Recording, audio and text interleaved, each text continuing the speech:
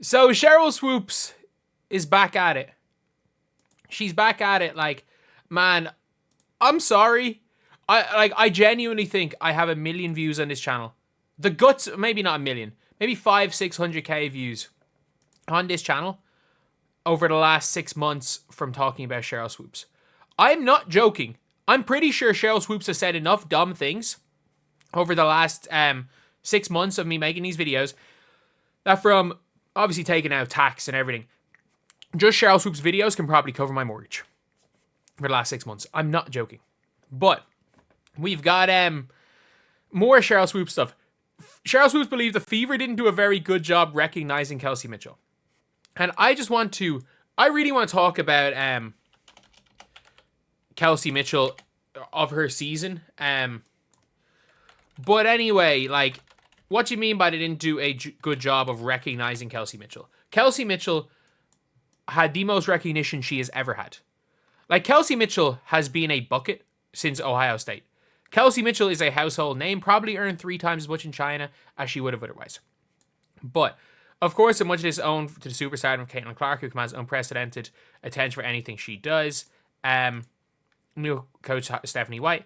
But while WNBA icon Sheryl Swoopes has made a lot of waves for her various takes on Clark and Fever earlier in the year, she's one person who hasn't spoken about Indiana recently. That is until 6th of November, through levels with this.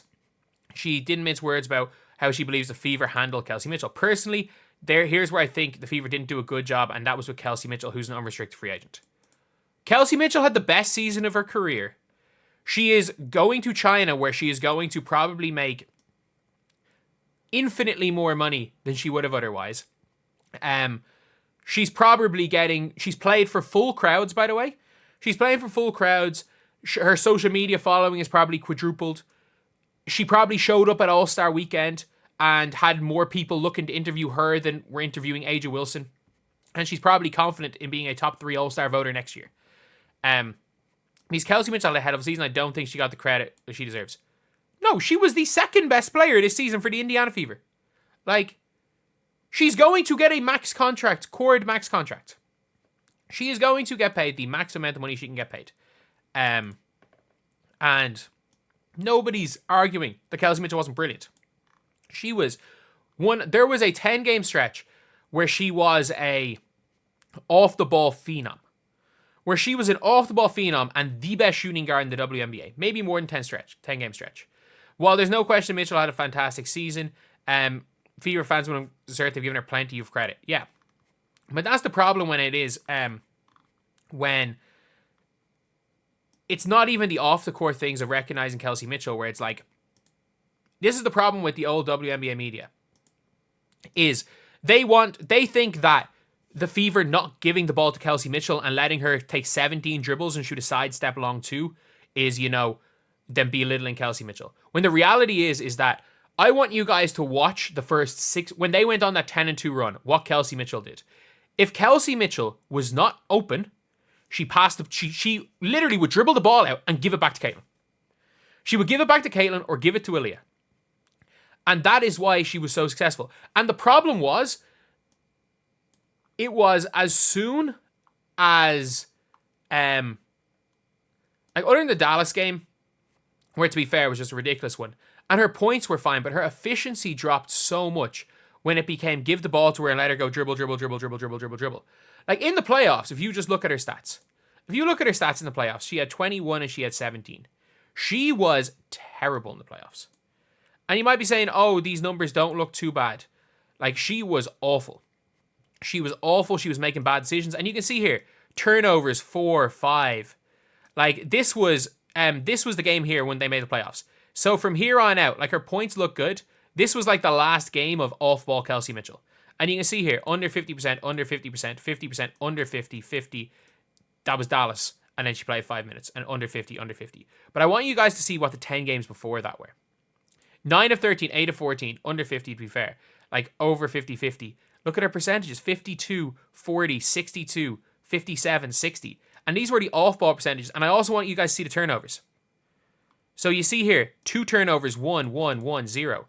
And then when the ball started going back into her hands, and like, again, I'm not counting this as a game, but like this game here against the Sparks, I know they won, but they were terrible.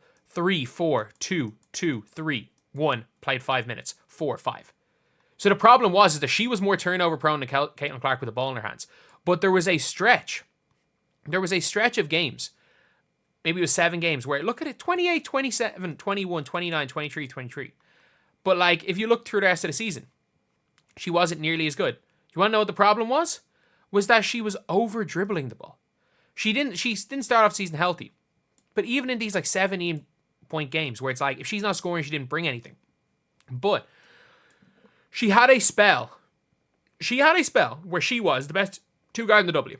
She should not, I'm saying this right now, Kelsey Mitchell should not have been an all-star, but I think Kelsey Mitchell should have been all W second team. Like, that's how good she was in that like spell. She was the best player in the league in that spell, including Caitlin Clark, because she played to her strengths. What are Kelsey Mitchell's strengths? Her strengths on the floor, and this is what, again, I'm going to talk about Sheryl Swoopes, because it's like, the reason why I want Sheryl Swoopes to coach is that I actually think she's either got a flawed understanding of the sport of basketball, or she wants to do whatever the hell she can to try to be little Caitlin Clark. Like, we know, I think it could be both. But the problem is your Jewel Lloyds, your Arikes, your what Kelsey Mitchell is when she goes dribble, sidestep long 2 brick. Your, I'm not going to say Kelsey Plums, but it's not even about the percentages. They are your players that have been eradicated from basketball in the NBA. And the problem is that if you want to double down on stuff that's just not good ball, like giving Arike the green light is like giving Jordan Clarkson the keys to your franchise. It's like you seeing freaking Jimmer Fredette and saying you do what you did in college. Like, low efficiency, high volume shooters. And you might be saying Caitlin or Kelsey Mitchell's efficiency is really good. Her efficiency, like, I'm not sure there's a stat for it, but she is one of, when she goes into that side to side crossover dribble, start running in circles, she is one of the least efficient guards I've ever seen. But when she's shooting off the spot ups, when she's shooting off cuts, and when she's running the floor, she is the most efficient guard in the W. The problem is that the box score doesn't show that. The box score doesn't show how she's getting her points and where she's missing. The fact is, I think she could be 80% from her stuff from doing off the ball, and she could be 30% from stuff she does well. But like or stuff she doesn't do well. The problem is that over the course of a game, it'll still be what it is. And yeah, that's my whole thing when it comes to Kelsey Mitchell, where it's like, I would love Sheryl Swoopes, because Sheryl Swoopes would sign a 35% shooter and give them 20 shots a game because, you know, they can ISO and they can give you 30, but it's on bad efficiency and you'll lose. Like, these are players that have been eradicated. They have been eradicated. Like, and what the Fever did was figure out how to turn Kelsey Mitchell into the best shooting guard in the WNBA. And I mean that.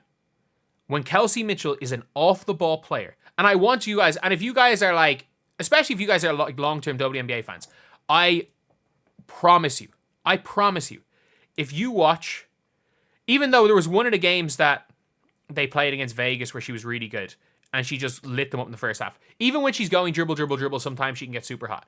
But if you want to watch, I want you guys to watch this game, and yeah, just mainly these 2 games.